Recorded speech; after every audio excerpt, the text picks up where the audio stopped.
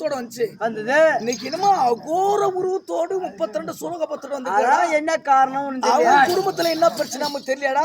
என்னன்னு கேளு நீ. நான் ஒரு பக்கமா இருக்கிறேன். ஆடி மச்சி அசிதா இருக்குது. நீ கேளு என்ன. சரி நான் கேக்குறேன். உட்காரு கேளு. உட்காரு.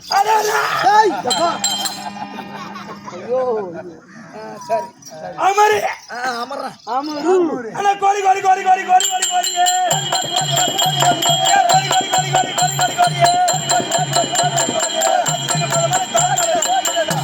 அண்ணா ஏ சொன்னாரா